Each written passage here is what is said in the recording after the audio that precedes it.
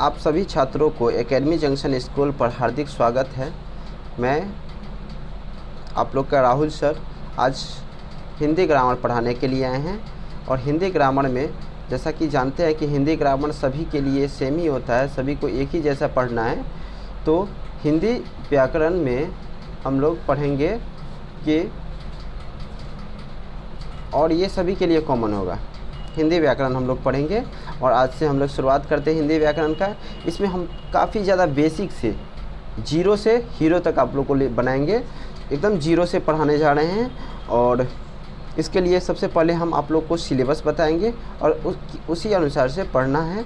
और ये ज़्यादातर 8 और 9 तक का चल सकता है, 6 से ऊपर के लिए है, 6 क्लास से ऊपर, और 8, 9, 10 तक भी चलेगा, क्योंकि हिंदी ग्रामर सभी के लिए सेम ही होता है। ठीक है, तो सबसे पहले हम लोग सिलेबस देख लेते हैं कि सिलेबस क्या है। तो सिलेबस में हम लोग सबसे पहला जो चैप्टर पढ़ेंगे वो चैप्टर का नाम है, उस चैप्टर का नाम है भाषा। भाषा, बोली और लिपि और व्याकरण। ठीक है, उसके बाद वर्ण विचार के बारे में पढ़ेंगे, संधि के बारे में पढ़ेंगे, शब्द विचार के बारे में पढ़ेंगे, उपसर्ग, प्रत्यय, समास। ठीक है, इसके बाद हम लोग पढ़ेंगे शब्दों के रचना के बारे में पढ़ेंगे, जैसे शब्द भंडार, संज्ञा, लिंग, वचन क्या होता है उसके बारे में पढ़ेंगे। उसके बाद हम लोग कारक, सर्वनाम, विशेषण, लगभग जितने भी टॉपिक है हम लोग सभी को पढ़ेंगे। क्रिया, काल, वाच्य, अविकारी शब्द, वाक्य विचार, विराम चिन्ह, अशुद्ध वाक्य। हम लोग को अशुद्ध वाक्यों का संशोधन भी पढ़ना है, अशुद्ध वाक्य को सही करना है। साथ में मुहावरे, लोकोक्ति, कोशिश करेंगे मुहावरे और लोकोक्ति डेली 5-5 मुहावरा और लोकोक्ति 5 या 10, जैसा आप लोग का विचार रहेगा, या फिर 10 कर लेते हैं, 10 से ठीक है, 10 मुहावरा डेली पढ़ाएंगे। क्लास जैसे ही ख़त्म होगा उसके जस्ट बाद रिफ्रेशमेंट के लिए मुहावरा बता देंगे, उसको आप लोग याद कर लीजिएगा। लोकोक्ति बता देंगे, उसको याद कर लीजिएगा। ये डेली चलेगा, मुहावरा और लोकोक्ति डेली चलेगा। उसके बाद आता है टॉपिक संवाद लेखन, संवाद लेखन, डायरी लेखन, अनुच्छेद लेखन, पत्र लेखन, निबंध लेखन और कहानी लेखन और अपठित गद्यांश। हम लोग इसमें गद्यांश के बारे में भी पढ़ेंगे कि कैसे गद्यांश को, अनसीन पैसेज जो है, गद्यांश जो है, जो हम लोग कभी नहीं देखे हैं, जिसके बारे में नहीं पढ़े हैं, उसको पढ़ेंगे। पैराग्राफ होता है और उसके अनुसार उसका क्वेश्चन आंसर देंगे। तो ये हम लोग को इस जो हम लोग कड़ी शुरू किए हैं उसमें हम लोग को यही इतना सब्जेक्ट को हम लोग को पढ़ना है। चाहे तो आप लोग को PDF या तो डिस्क्रिप्शन में डाल देंगे, या फिर चाहे तो आप इसका स्क्रीनशॉट लेना चाहे तो ले सकते हैं। देखिए यही सिलेबस हम लोग को पढ़ना है, और चाहे तो आप स्क्रीनशॉट ले सकते हैं। चलिए ठीक है, अब हम लोग चलते हैं टॉपिक पर। और पहला टॉपिक जैसा कि हम लोग देखे हैं, पहला टॉपिक का नाम है, पहला टॉपिक का क्या नाम है? भाषा, बोली और लिपि। भाषा में पढ़ना है हम लोग को, बोली के बारे में पढ़ना है, लिपि के बारे में पढ़ना है और व्याकरण के बारे में पढ़ना है। ठीक है, भाषा में बोली और लिपि और व्याकरण के बारे में पढ़ना है। लैंग्वेज की में पढ़ेंगे क्या? डायलेक्ट्स के बारे में, स्क्रिप्ट एंड ग्रामर। तो शुरू करते हैं भाषा से। भाषा क्या है कि मनुष्य एक सामाजिक प्राणी है, यानी कि हम लोग समाज में रहते हैं। वह भाषा के माध्यम से अपनी भावनाओं, विचारों और सूचना का आदान प्रदान करता है। लोगों के मध्य परस्पर संबंध का माध्यम ही भाषा है। भाषा के माध्यम से ही हमें दुनिया के किसी भी हिस्से में रहने वाले लोगों से अपनी बातों को जान व समझ सकते हैं। ठीक है,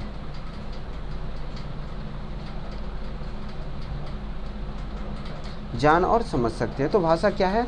भाषा एक दूसरे से वाद संवाद या अपनी भावनाओं को प्रकट करने का एक तरीका है। जैसे हम आपसे अभी कनेक्ट हो पाएँ अपनी भाषा लेकर, हम हिंदी बोलते हैं, हिंदी पढ़ाने आए हैं आप लोग को, जिसके कारण हम आप लोग से बोलते हैं। तो ये जो बोल रहे हैं वो एक भाषा है। और इस भाषा में आपसे बोलकर अपनी नॉलेज को, अपना ज्ञान को आप तक पहुंचा रहे हैं, अपने भावनाओं को, अपने विचारों को सूचनाओं को आप तक पहुंचा रहे हैं, यही भाषा है।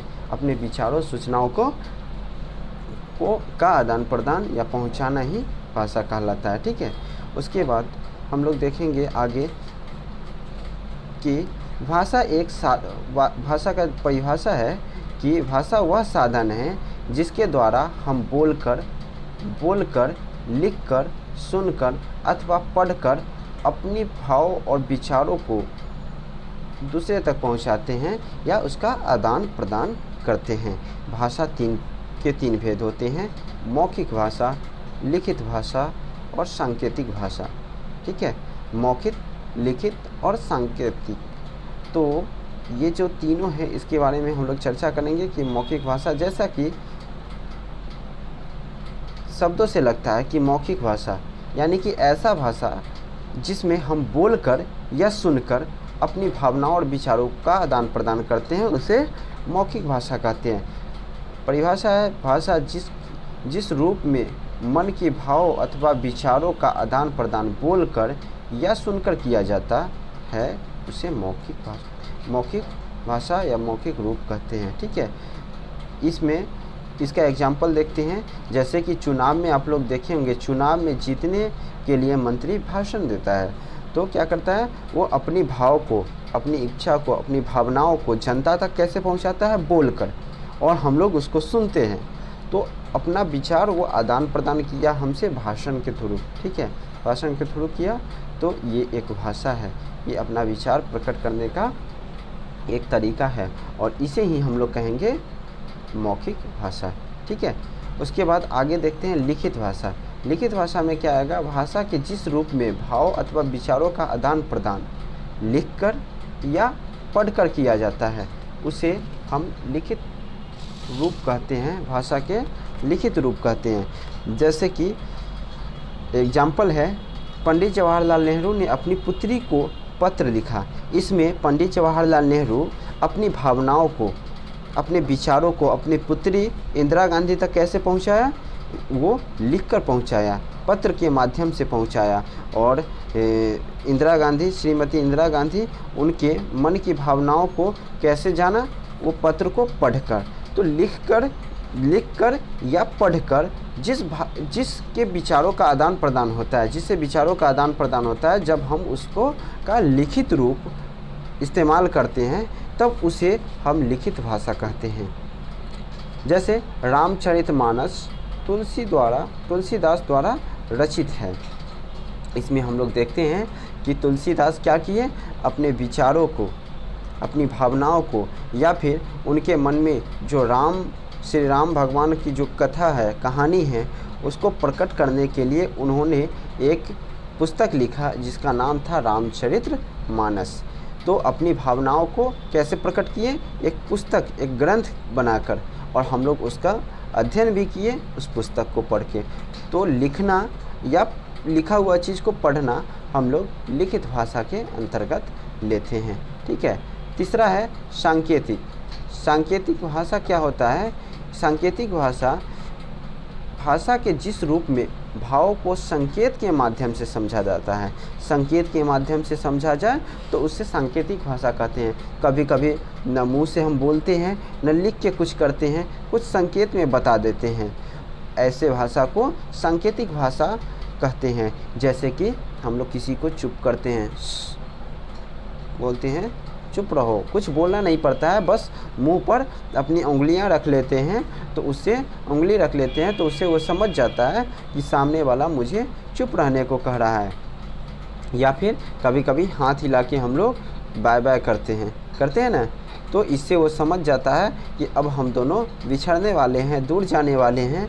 तो इससे अपनी क्या है, भाव को, विचारों को प्रकट करते हैं। ठीक है, अब हम आगे देखते हैं बोली। भाषा के बारे में हम लोग जान लिए कि भाषा क्या होता है। भाषा अपने भावनाओं को प्रकट करने का एक साधन होता है, ये एक साधन है। उसी तरह बोली भी भाषा की तरह ही है, लेकिन ये छोटे क्षेत्रों में बोली जाती है। जब किसी खास या छोटा जगहों पर बोले जाने वाले खास तरह के जो भाषा है, और ये भाषा ज़्यादातर मौखिक रूप में ही बोली जाती है, इसलिए इसको बोली कहते हैं, बोली। ठीक है, डायलेक्ट्स।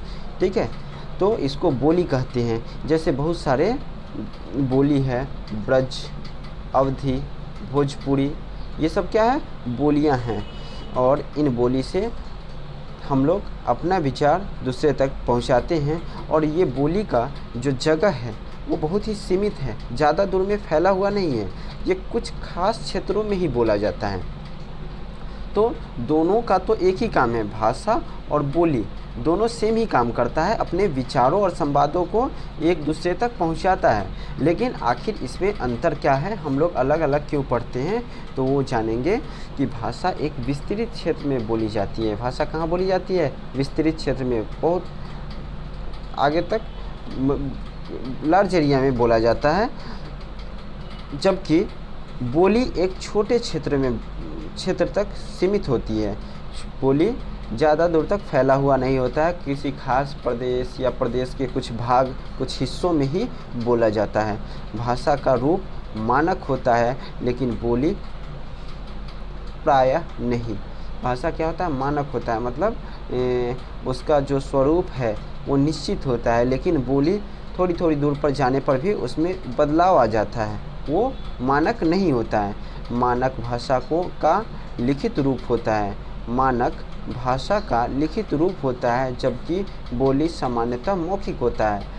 जो हम लोग कोई भी भाषा है उसको लिखा जा सकता है, उसके लिए एक लिपि होता है जिसके द्वारा हम लोग लिख देते हैं। आगे हम आप लोग को लिपि के भी बारे में पढ़ाएंगे, लेकिन जान लीजिए कि भाषा को आसानी से लिखा जाता है, लेकिन बोली इतना कम जगह पर चेंज होता है, जिसको उसमें लिखने के लिए या तो किसी भाषा का सहायता लेते हैं या फिर ज़्यादातर इसको बोलकर ही प्रकट करते हैं, लिखा हुआ नहीं जाता है। जब भी लिखता है तो वो किसी भाषा में लिखा जाता है। ठीक है, तो इसे बोली कहते हैं, जो मौखिक, ज़्यादातर मौखिक होता है। भाषा का अपना साहित्य होता है।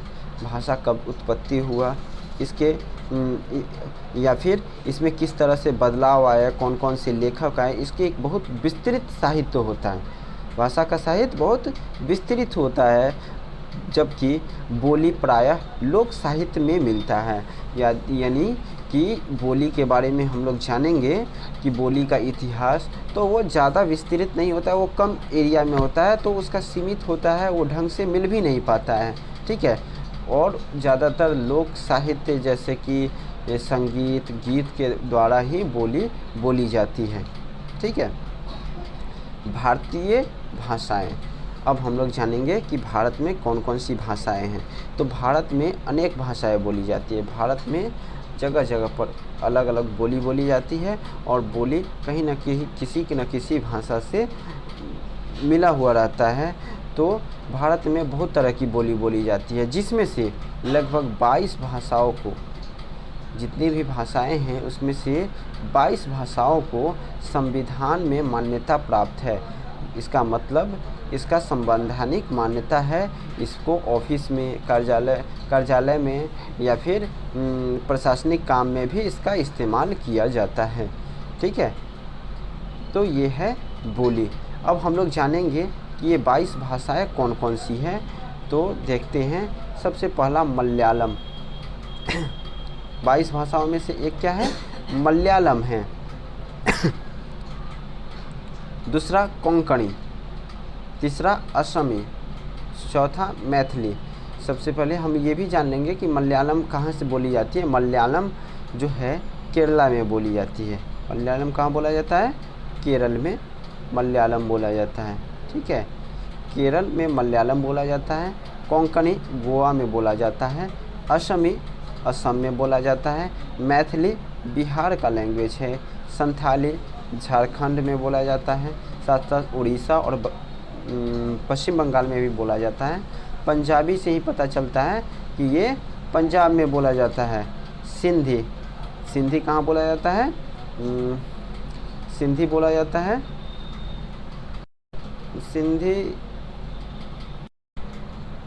सिंधी जो है वो पंजाब में बोला जाता है, सिंध।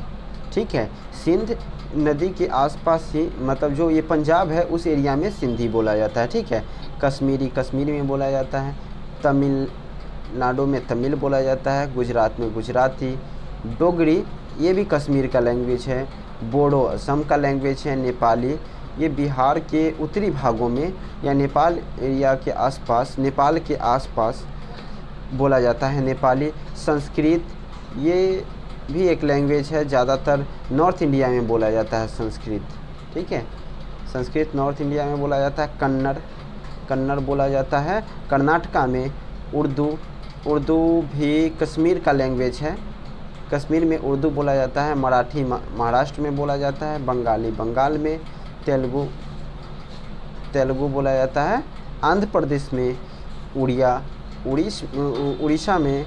और मणिपुरी मणिपुर का लैंग्वेज है। तो ये 22 लैंग्वेज जो है अभी आप लोग को बताएं, मलयालम, कोंकणी, असमी, मैथिली, संथाली, पंजाबी, सिंधी, कश्मीरी, तमिल, गुजराती, डोगरी, बोडो, नेपाली, संस्कृत, कन्नड़, उर्दू, मराठी, बांग्ला बताया ना पश्चिम बंगाल में, बांग्ला, तेलुगु, उड़िया एंड मणिपुरी। तो ये 22 लैंग्वेज है जिसे भारत में, भारतीय संविधान में मान्यता प्राप्त है, ठीक है। अब आगे बढ़ते हैं, माफ़ कीजिएगा, हिंदी के बारे में जानते हैं। भारत में 1652 बोलियां प्रचलित हैं। समझ रहे हैं कितना ज़्यादा? 1652, 1652 बोलियां हैं। यानी भारत के विभिन्न भागों में अलग अलग तरह की बोलियां बोली जाती हैं, परंतु हिंदी सबसे अधिक बोली और समझी जाती है, जिसमें से सबसे ज़्यादा लोग क्या समझते हैं? हिंदी समझते हैं। इसलिए संविधान में उसे राष्ट्रभाषा का दर्जा दिया गया है। ध्यान दीजिएगा, ये है लिखा हुआ राष्ट्रभाषा, राष्ट्रीय भाषा नहीं है, राष्ट्रभाषा का दर्जा दिया गया है।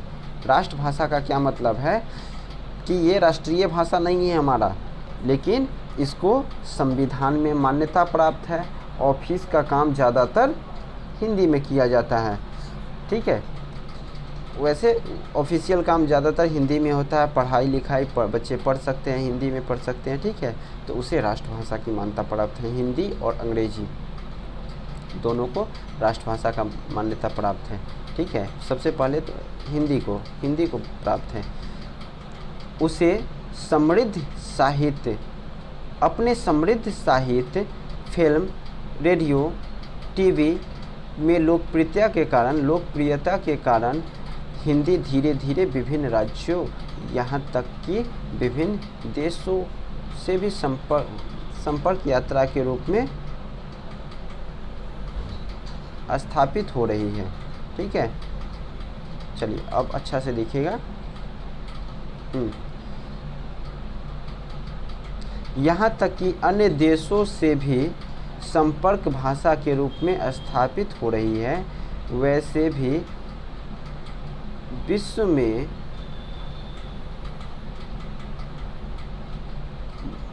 में सर्वाधिक बोली जाने वाली भाषाओं में हिंदी दूसरे स्थान पर है।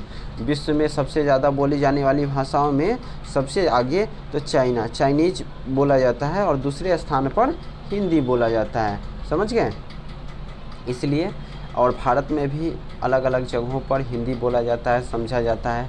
साथ साथ भारत दूसरे देशों के साथ भी जब बात करता है तो वो हिंदी में बात किया जाता है, ठीक है। अब हम लोग आते हैं लिपि के ऊपर।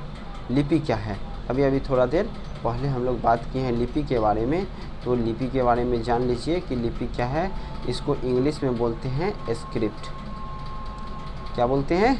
स्क्रिप्ट बोलते हैं। स्क्रिप्ट जाइएगा एग्ज़ाम देने, आगे चल के बड़े होइएगा, या फिर आप लोग एक भी क्लास में एग्जामिनेशन हॉल में बैठते होंगे तो क्वेश्चन पेपर के ऊपर लिखा हुआ आता है लिपि। लिपि कहने का मतलब कि आप किस स्क्रिप्ट में लिख रहे हैं, कौन से लिपि में लिख रहे हैं, आपका लैंग्वेज क्या होगा। तो अलग अलग लैंग्वेज का लिपि अलग अलग होता है। और ये क्या होता है? लिपि एक तरह का संकेत होता है, सिंबल होता है। जैसे कि हम लोग क लिखते हैं, ये क लिखा हुआ है। ये जो क लिखा हुआ है, ऐसा तो मान लिया गया है ना, सच्चाई संकेत शुरू से ही बोला गया कि ये क है, यदि इस तरह से लिखा हुआ होता और इसे क बोला जाता तो हम लोग इसको ही पढ़ते। तो ये तो एक तरह का संकेत है, ये जो है ये एक तरह का संकेत है जिसका नाम हम लोग क समझ रखे हैं। ये एक तरह का संकेत है जिसका नाम हम लोग ख समझ रखे हैं। तो लिपि क्या होता है? लिपि भाषा को लिखित रूप देने के लिए जिन चिन्हों का प्रयोग किया जाता है, ये एक तरह का चिन्ह है। जैसे कि ABCD में A ऐसे करके लिख देते हैं, I ऐसे लिख देते हैं, O ऐसे लिख देते हैं। ये सब क्या है? हम लोग चिन्ह खींचते हैं और उसका एक एक नाम दे रखे हैं, एक नाम दे रखे हैं। तो ये संकेत हुआ, और ये संकेत जिस संकेत को जिस कैटेगरी में रखा गया है, जिस भाग में रखा गया, उसी को लिपि बोलते हैं। लिपि क्या होता है? भाषा के लिखित रूप देने के लिए जिन चिन्हों का प्रयोग किया जाता है उसे लिपि कहते हैं। जिस चिन्हों का प्रयोग किया जाता है उसे लिपि कहते हैं।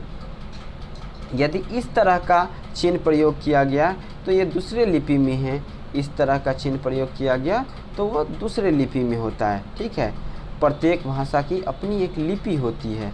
प्रत्येक भाषा का क्या होता है? अपना एक खास लिपि होता है। जैसे हिंदी और संस्कृत का देवनागरी लिपि है। क्या है? देवनागरी लिपि है। हिंदी और साहित्य को देवनागरी लिपि में लिखा जाता है। उस तरह सभी भाषा का अपना अपना लिपि है। देखते हैं, कुछ भाषा यहाँ दिया हुआ है और उसके लिपि भी दिए हुए हैं। पहला है अंग्रेजी। अंग्रेजी को रोमन लिपि में लिखते हैं। ABCD जो लिखते हैं वो रोमन लिपि होता है। उर्दू, फारसी, ये फारसी लिपि का है। कश्मीरी शारदा लिपि, शारदा लिपि। पंजाबी गुरुमुखी लिपि। मराठी और नेपाली ये दोनों भी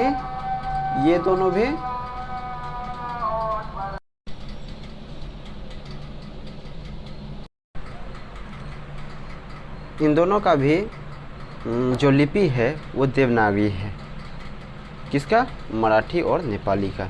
चलिए अब हम लोग व्याकरण पर आते हैं। व्याकरण क्या है? अब बहुत जल्दी ही ख़त्म हो जाएगा, ज़्यादा लंबा तो है नहीं। देखते हैं व्याकरण क्या है। व्याकरण का अर्थ है विश्लेषण करना।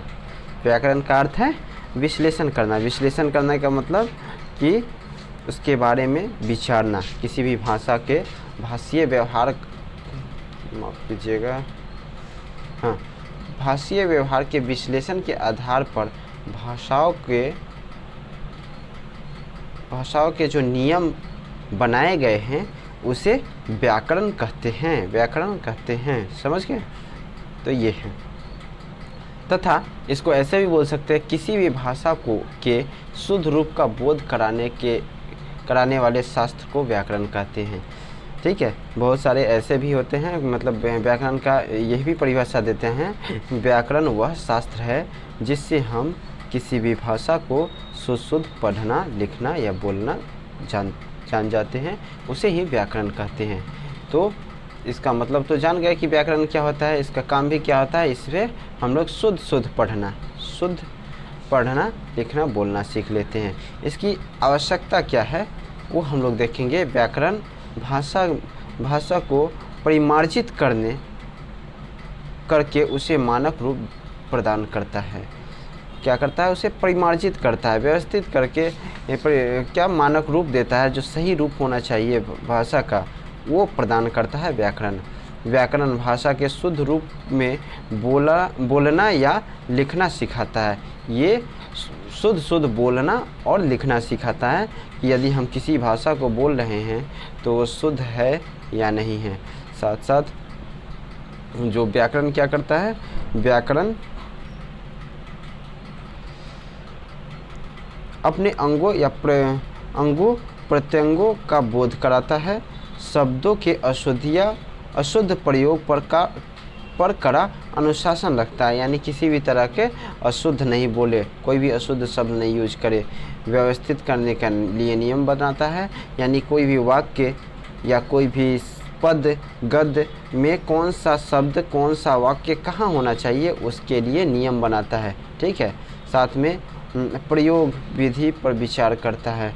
कौन सा वाक्य कहाँ प्रयोग किया जाए, कौन सा शब्द किस तरह प्रयोग किया जाए, इस पर भी विचार करता है। तो ये सभी क्या है, व्याकरण की आवश्यकता है। व्याकरण का के लिए व्याकरण पढ़ने में से हम लोग को ये सब प्राप्त होता है, जानकारी मिलता है। साथ में अब हम लोग देखेंगे व्याकरण के भेद। तो व्याकरण के 3 भेद होते हैं।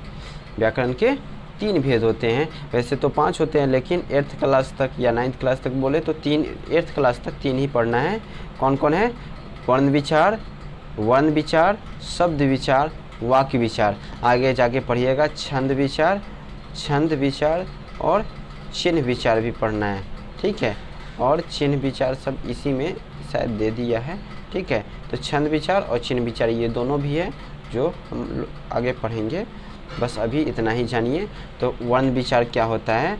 वर्ण विचार में वर्णों की बनावट, उच्चारण, लेखन आदि पर विचार किया जाता है कि कौन सा वर्ण का उच्चारण कैसे होगा, लेखन कैसे होगा और विचार कैसे किया जाएगा, किस तरह से उस पर मत रखा जाए।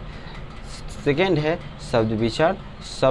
शब्द विचार में शब्दों के विभिन्न भेद, रूप, उत्पत्ति व प्रयोग आदि के विषय पर विचार किया जाता है। इसमें शब्दों के बारे में विचार करते हैं, कौन सा शब्द कहाँ सही रहेगा, किस शब्दों का चुनाव किया जाता है। शब्द को भेद के बारे में पढ़ेंगे, कौन सा शब्द किसको दर्शाता है, किस चीज़ को दर्शाता है और उसका उत्पत्ति कहाँ से हुआ, ठीक है। तो इसके बारे में पढ़ेंगे। वाक्य विचार में हम लोग पढ़ेंगे, वाक्यों पर विचार करेंगे, वाक्य की रचना कैसी होनी चाहिए, प्रकार क्या होता है, प्रयोग, विचार, विराम चिन्ह, वाक्य में किस तरह के विराम चिन्ह होने चाहिए इत्यादि जो है हम लोग वाक्य विचार में पढ़ेंगे। तो यहाँ तक हो गया चैप्टर फर्स्ट। हमारे अंदर से अब नहीं पढ़ना होगा आप लोग को, ये चैप्टर फर्स्ट हो गया। उसके बाद क्वेश्चन आंसर आ जाता है, ठीक है। तो क्वेश्चन आंसर अभी उसको भी हम लोग करवा देते हैं कि क्वेश्चन आंसर क्या है, लेकिन एक बार फिर से रिकैप कर लेते हैं कि क्या क्या पढ़े हैं। हम लोग शुरू से पढ़ लेते हैं क्या क्या पढ़े हैं। तो सबसे पहले भाषा पढ़े हैं।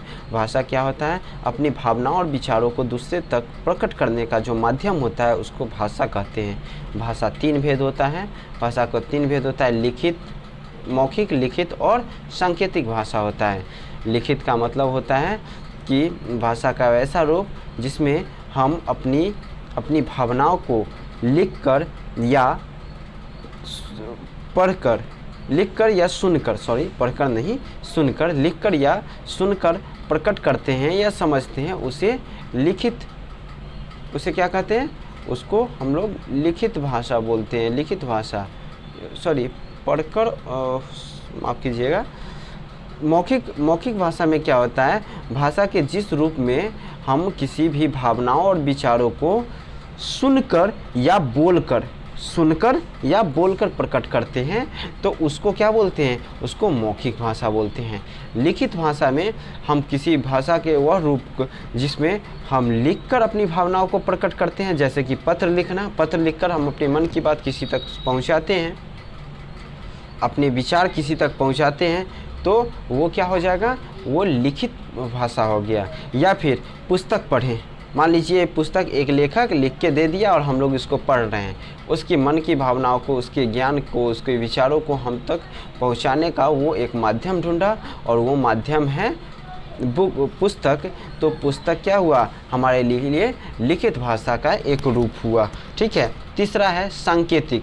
सांकेतिक भाषा में हम लोग किसी को इशारा देकर उससे बात करते हैं। न उसमें बोलने की ज़रूरत होता है, न पढ़ने और लिखने की ज़रूरत होता है। इसमें हम लोग संकेत से बोलते हैं। जैसे किसी को शांत करना है तो अपने मुंह पर उंगली रख लेते हैं, समझ जाते हैं कि वो चुप होने के लिए बोल रहा है। किसी को बुलाना है तो हाथ को ऐसे ऐसे करते हैं तो समझ जाता है कि वो हमको बुला रहा है। या फिर यदि सर को ऐसे हिला दिए, सिर को, तो समझ जाता है कि वो मुझे ना कह रहा है। ऊपर नीचे करेंगे तो समझ जाएगा कि वो हाँ कह रहा है। तो ये हो गया भाषा। उसके बाद बोली छोटे क्षेत्रों में बोली जाने वाली क्षेत्रीय भाषा होता है। ये ज़्यादा विस्तृत नहीं होता है, ये कहीं कहीं बोला जाता है और भाषा की तरह ही होता है, लेकिन इसको ढंग से लिखा नहीं जा पाता है, इसको लिखा नहीं जाता है, इसका क्षेत्र विस्तृत नहीं होता है भाषा के तुलना में। भाषा और बोली में जो अंतर है आप लोग को बताए हैं, एक बार देखना चाहे तो देख लीजिएगा। और आगे बढ़ते हैं। ठीक है, हमारे संविधान में कितनी भाषाएं हैं? 22 भाषाओं को मान्यता प्राप्त है। और वो 22 भाषा कौन है?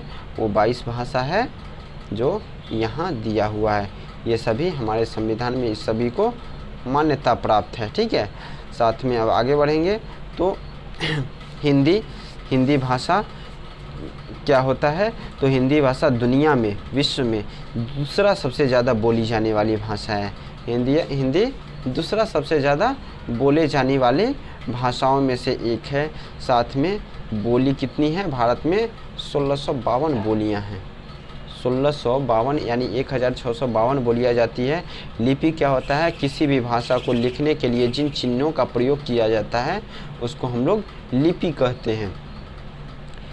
प्रत्येक भाषा का अपनी अपनी लिपि होती है, जैसे हिंदी, संस्कृत, मराठी, नेपाली, इस सभी का लिपि जो है वो देवनागरिक होता है। ठीक है, देवनागरी होता है। अंग्रेजी को रोमन लिपि में लिखते हैं, उर्दू फारसी को फारसी लिपि में, कश्मीरी को शारदा लिपि में और पंजाबी को गुरुमुखी लिपि में लिखते हैं। व्याकरण के बारे में बताए हैं आप लोग को कि व्याकरण क्या होता है। व्याकरण वह शास्त्र है जो हम लोग को शुद्ध किसी भाषा को पढ़ना, लिखना या बोलना सिखलाता है। ठीक है, तो यहाँ तक तो रहा व्याकरण। उसके बाद व्याकरण के 3 भेद बताए हैं आप लोग को। वर्ण विचार, शब्द विचार, वाक्य विचार, ये 3 भेद होता है। उसके बाद छंद और चिन्ह भी आप लोग को बताए हैं, लेकिन अभी आप लोग को 3 पढ़ना है। ठीक है, तो वर्ण विचार में हम लोग किसी भी वर्णों की उत्पत्ति, उच्चारण, लेखन विधि के बारे में पढ़ते हैं। शब्द विचार में किसी भी शब्द का भेद, रूप, उत्पत्ति और उसका प्रयोग कहाँ करें उसके बारे में पढ़ते हैं। और वाक्य विचार में वाक्य का रचना कैसे करें, कितने प्रकार की होती हैं, उसमें किस तरह के चिन्ह का प्रयोग किया जाता है, ये सभी वाक्य विचार में हम लोग पढ़ेंगे। तो आगे अब हम लोग प्रश्नोत्तर पर आते हैं और सबसे पहला है रचनात्मक मूल्यांकन करना है। सोचिए और बताइए, सोच के बताना है कि भारत में कितनी भाषाओं को मान्यता प्राप्त है। तो आप पहले वीडियो पॉज करके इसका आंसर दे सकते हैं। हम दे रहे हैं आंसर इसका आंसर होगा 22। कितनी भाषाओं को मान्यता प्राप्त है? 22। जो 22 बताए हैं उन सब का सही हुआ। बाकी जो नहीं बताए हैं, वो जो नहीं बता पाए हैं वो जाके फिर से वीडियो देखें। दूसरा पेज में हम इसको विस्तृत रूप से जानकारी दिए हैं और अलग अलग भाषा का अलग अलग राज्य के साथ भी संबंध बताए हैं कि कौन सा भाषा किस राज्य से संबंधित है। भारत में कितनी बोलियां प्रचलित हैं? तो भारत में 1652 बोलियां प्रचलित हैं। इसका ये आंसर होगा 1652 बोलियां प्रचलित है। ठीक है, लिपि किसे कहते हैं? किन्हीं 3 लिपियों के नाम भाषा सहित लिखिए। लिपि के बारे में बताए हैं कि लिपि क्या होता है?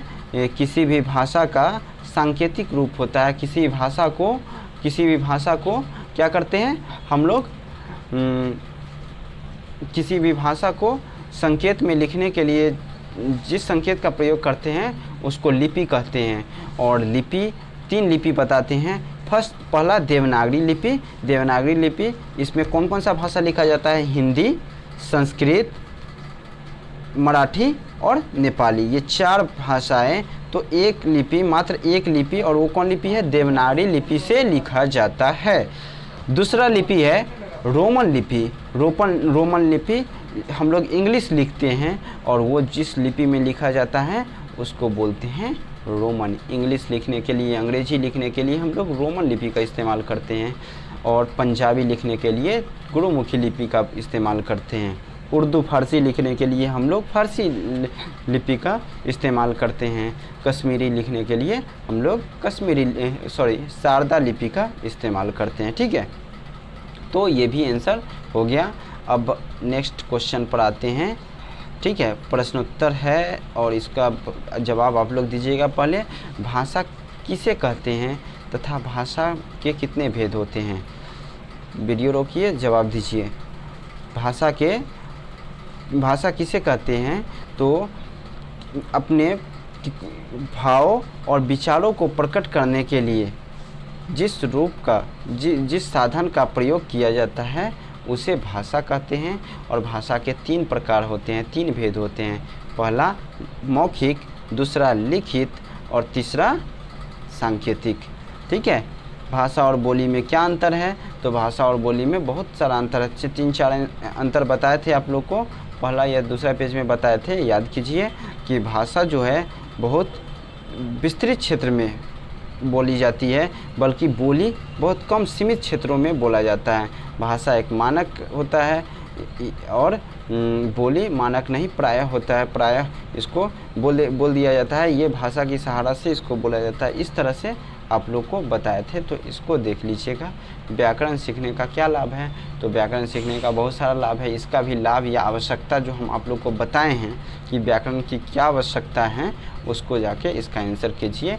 और इसका आंसर देने के बाद आप चाहे तो एकेडमी जंक्शन के टेलीग्राम चैनल पर भी जाके इसका आंसर आप लोग भेज दीजिएगा। उसका मूल्यांकन करके हम आप लोग को देंगे। ठीक है, फ़ोटो खींच के और एकेडमी जंक्शन टेलीग्राम चैनल, ठीक है, उस पर जाइए और उस पर जाके इसके बाद है सो इसको शेयर कर दीजिएगा। हम लोग आपको इसका मूल्यांकन करके देंगे। ठीक है, आगे दूसरा क्वेश्चन देखते हैं। क्या है कि सही शब्दों को रिक्त स्थान में भरिए। भाषा के 3 रूप कौन कौन से हैं? तो भाषा के 3 रूप हम आपको बताए हैं, मौखिक, लिखित और सांकेतिक। ये तीनों हो गए 1 का। दूसरा है भारतीय संविधान में डैश भाषाओं को मान्यता प्राप्त है। तो ये 22 भाषाओं को मान्यता प्राप्त है। ठीक है, ये दूसरा का आंसर होगा। तीसरा का आंसर होगा क्या?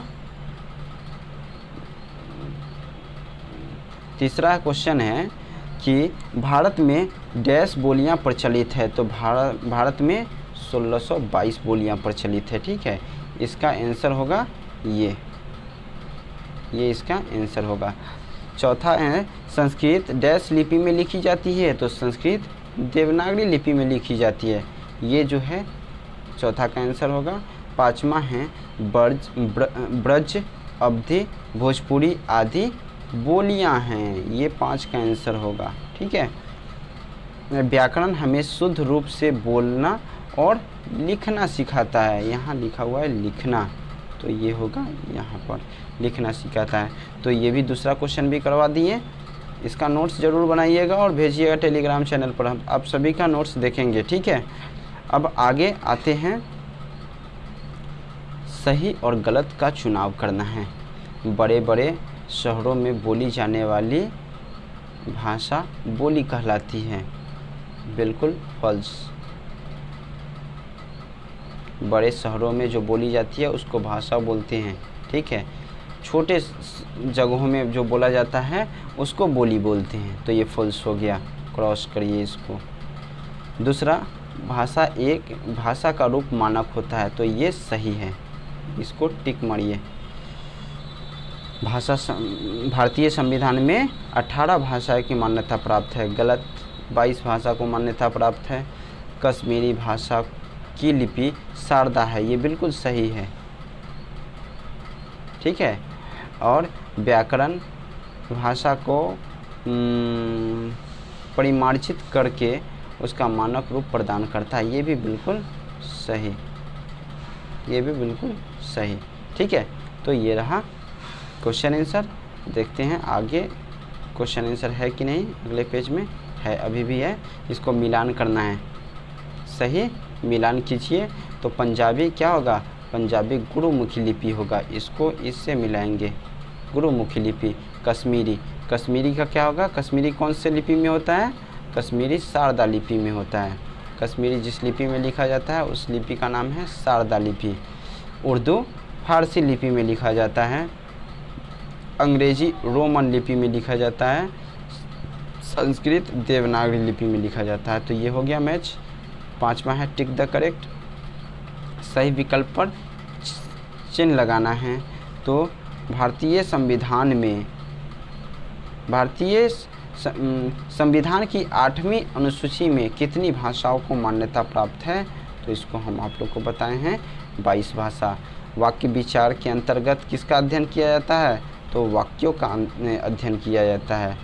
पद साहित्य में के अंतर्गत क्या आता है? तो पद साहित्य के अंतर्गत पद में तो कविता आएगा, छंद आएगा, छंद होगा, ठीक है। उपन्यास नहीं आएगा, कहानी भी नहीं आएगा, ये दोनों नहीं आएगा पद साहित्य के अंदर। तो क्या ये भी नहीं होगा और ये भी नहीं होगा, ठीक है। पद मतलब होता है कविता।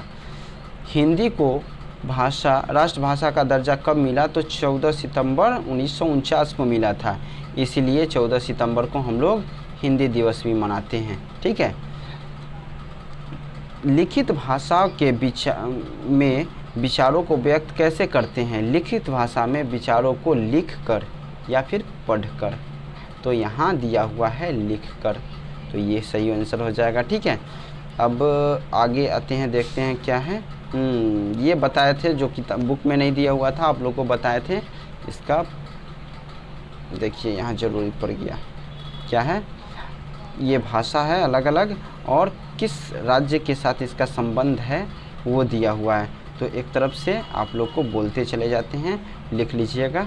असम में असमी होता है, उर्दू कश्मीर में बोली जाती है, उड़िया उड़ीसा, डोगरी जम्मू एंड कश्मीर, तेलुगु आंध्र प्रदेश, बोडो असम, बंगला पश्चिम बंगाल, मराठी महाराष्ट्र, मैथिली बिहार, संथाली झारखंड लिख दीजिएगा, संस्कृत नॉर्थ भारत, इसको नॉर्थ भारत लिख दीजिएगा, उत्तरी भारत, मलयालम केरल, पंजाबी पंजाब, सिंधी बोला जाता है पंजाब में या बलूचिस्तान बोलिए, ठीक है। और गुजराती गुजरात में, कश्मीरी कश्मीर में, नेपाली बिहार में और उत्तर प्रदेश के उत्तरी सीमा में, नेपाल से जुड़ा हुआ सीमा में बोला जाता है। कन्नड़ बोला जाता है कर्नाटका में, कोंकणी गोवा में, मणिपुरी मणिपुर में। और हिंदी तो बहुत सारे राज्यों में बोला जाता है, जैसे कि बिहार, उत्तर प्रदेश, दिल्ली सभी जगह बोले जाते हैं। तमिलनाडु में तमिल बोला जाता है। तो ये रहा सभी भाषा और उससे संबंधित राज्य, ठीक है। अब आगे हम लोग देखते हैं अगला कुछ है कि नहीं, आगे नहीं है। तो अब जो ये तो सिलेबस आप लोग को जो बताए हैं वो सिलेबस है। चलिए अंत में हम लोग ये भी देख लेते हैं, थोड़ा सा कुछ मुहावरा पढ़ लेते हैं, ठीक है। जैसा कि हम आप लोग को बताए थे कि मुहावरा डेली 5 या 10 मुहावरा पढ़ेंगे, तो मुहावरा और लोकोक्ति भी हम लोग का साथ साथ कंप्लीट होगा। तो मुहावरे पढ़ते हैं कि क्या है मुहावरा दिया हुआ एक तरफ से। तो क्या है मुहावरा? वे सब समूह जो या पद जो सामान्य अर्थ न देकर विशेष अर्थ व्यक्त करता है। शब्दों का वैसा समूह जो लिखा हुआ तो कुछ और है, लेकिन वो ऐसे मिला हुआ है, इस तरह से वो बना हुआ होता है ये, जो इसका अर्थ बदल जाता है। जो वास्तविकता में लिखा हुआ होता है वो उसका अर्थ नहीं होता है, ठीक है। तो उसको हम लोग बोलते हैं मुहावरा। ये वाक्य नहीं होता है, वाक्यांश होता है। इसको ये पूरा एक वाक्य नहीं होता है, इसमें और कुछ शब्द मिला के एक वाक्य बनाया जाता है। लेकिन लोकोक्ति में ऐसा कुछ नहीं होता है, लोकोक्ति एक पूरा वाक्य होता है, जबकि ये पूरा वाक्य नहीं होता है। ध्यान दीजिएगा, मुहावरा पूरा वाक्य नहीं होता है, वाक्यांश होता है, वाक्य का अंश होता है, टुकड़ा होता है, छोटा सा भाग होता है। लेकिन लोकोक्ति पूरा वाक्य होता है, ठीक है। चलिए अब हम लोग एक तरफ से इसका एग्जाम्पल देखते हैं कि क्या क्या हम लोग को पढ़ना है, कौन कौन सा वो देखते हैं। पहला है अपनी डफली अपना राग, ठीक है। अपनी डफली अपना राग, ये समझिए इसका मतलब क्या है। डफली होता है डमरू जैसा होता है, या फिर डफली एक बजाने वाला होता है, म्यूजिकल इंस्ट्रूमेंट होता है, ठीक है। तो वो डफली होता है, यानी कि अपना डफली है, खुद से बजा रहे हैं, चाहे कोई भी राग हो, कोई बोलने वाला नहीं, यानी कि अपना जो अपनी बातें हैं सिर्फ वही बात करते हैं, किसी से कोई मतलब नहीं कि कोई क्या बात करना चाहता है, कोई क्या बात नहीं करना चाहता है, अपनी ही बातें करते रहना, यही हुआ इसका मतलब। अपनी डफली है, मन किया जैसे मर्जी वैसे बजा रहे हैं, ठीक है, अपनी ही बातें किए जा रहे हैं, किसी से कोई मतलब नहीं है। इसका वाक्यों में प्रयोग कैसे करेंगे? महिला अधिकारियों पर हुई सभा में कोई निर्णय न हो सका, क्योंकि सभी महिलाएं अपनी डफली अपना राग करती रही, यानी कि महिला सब अपने ही बारे में बात करते रहे कि मैं ये हो गई, मैं वो फलना ढिमकाना, इस तरह से क्या अपने ही बारे में बात करती रहेगी, इसलिए कोई निर्णय नहीं लिया गया, ठीक है, महिला सभाओं में, महिला अधिकारियों द्वारा। दूसरा है गुड़ गोबर करना। देखिए, गुड़ गोबर करना समझ गए होंगे क्या मतलब है। गुड़ क्या होता है? गुड़ हम लोग गुड़ होता है खाने वाला, और गोबर जानते ही होंगे, ठीक है। तो अच्छा गुड़ अच्छी चीज़ होता है, और गोबर उतना ही कोई छूना नहीं चाहता, उतना ख़राब होता है। तो अच्छे चीज़ को ख़राब बना देना, ठीक है, बना हुआ काम को भी बिगाड़ देना, उसको बोलते हैं हम लोग गुड़ गोबर कर देना। समझ रहे होंगे, ठीक है। इसका क्या मतलब होता है? बना काम को बिगाड़ देना, गुड़ को गोबर कर देना, ठीक है। तो मेरा काम करने के लिए वह मोनू मान चुका था, परंतु तुम्हारे क्रोध ने सब कुछ गुड़ गोबर कर दिया, यानी वो मोनू पर ही गुस्सा हो गया, जिसके कारण मोनू मना कर दिया कि ना, हम नहीं करेंगे तुम्हारा काम, ठीक है। तो किसी के क्रोध ने उसका काम बिगाड़ दिया, नहीं तो मोनू कर देता, तो बना हुआ काम क्या हो गया? बिगड़ गया। तो इसी को बोलते हैं गुड़ गोबर करना, काम तमाम करना। काम तमाम, हिस्सा ख़त्म, चलो, काम तमाम यानी ख़त्म हो गया, मार देना, किसी को ख़त्म कर देना, ठीक है। पुलिस ने समय पर कार्रवाई कर आतंकवादियों का काम तमाम कर दिया, ठीक है। ऐसा पुलिस तो नहीं करता है, लेकिन इसमें दिया हुआ है, तो जान लीजिए कि पुलिस आतंकवादी कुछ करे उससे पहले ही पुलिस क्या किया? उस आतंकवादी पर कार्रवाई किया और उसका काम तमाम यदि उसको मार दिया, ठीक है।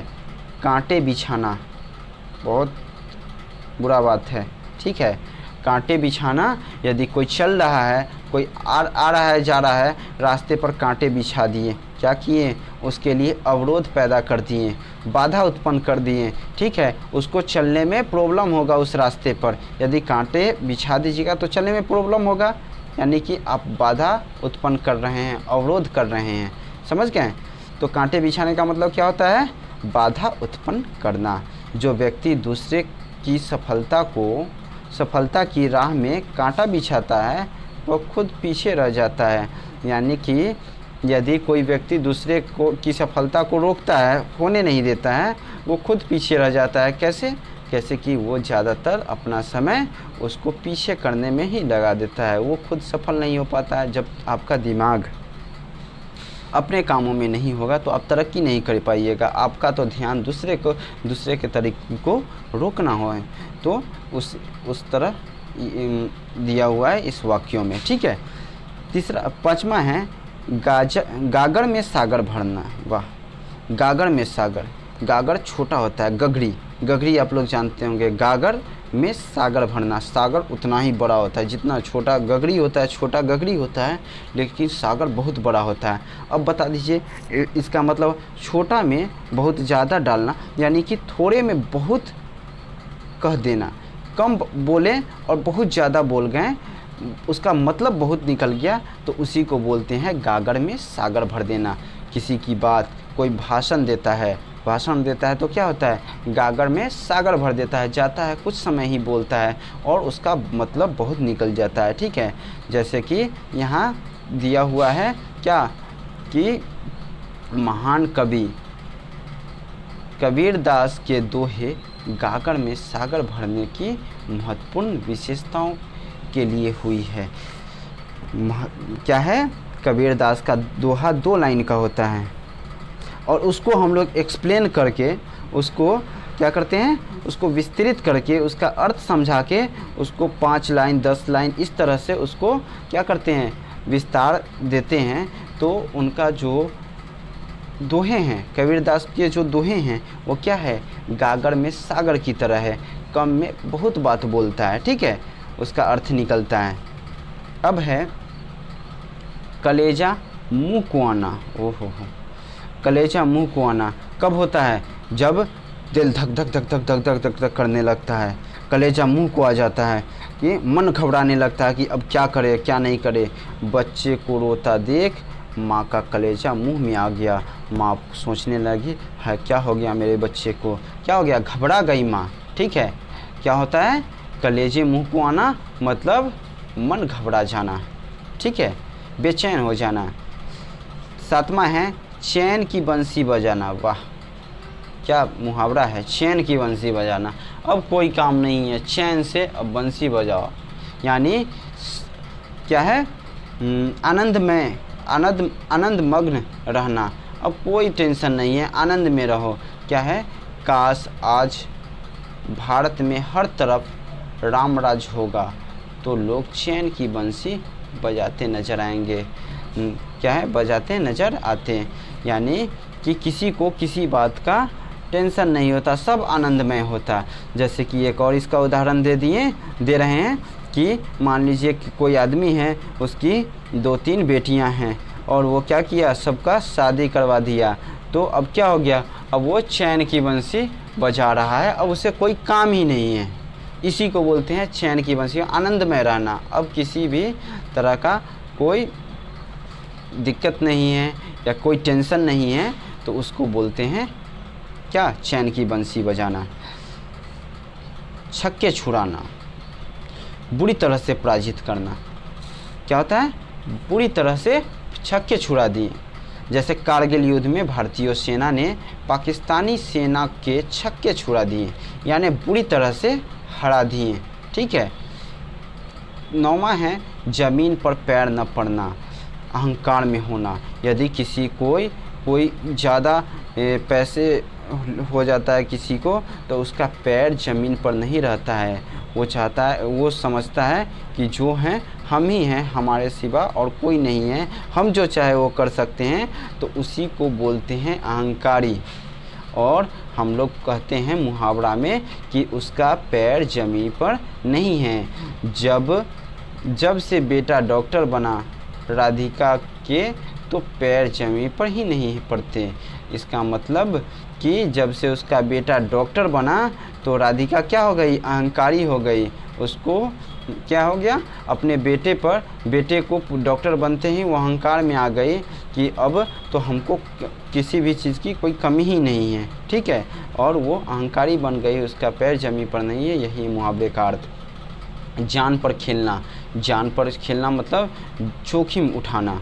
ठीक है, ज़िंदगी जोखिम में डालकर कार्य करना। हाँ, जान पर खेलना। मान लीजिए कोई ऐसा काम हो गया है, कोई ऐसा घटना घट गया, जैसे कोई नदी में डूब रहा है, उसको बचाने के लिए कोई जा रहा है, तो क्या कर रहा है, वो अपने जान पर खेलकर जा रहा है। हो सकता है कि बचाने जा रहा है वो भी डूब जाए, उसको पकड़ ले वो डूबता हुआ आदमी, तो क्या अपने जान जोखिम में डाल के जा रहा है कि नहीं, जान पर खेल रहा है कि नहीं। तो इसको बोलते हैं जान पर खेलना।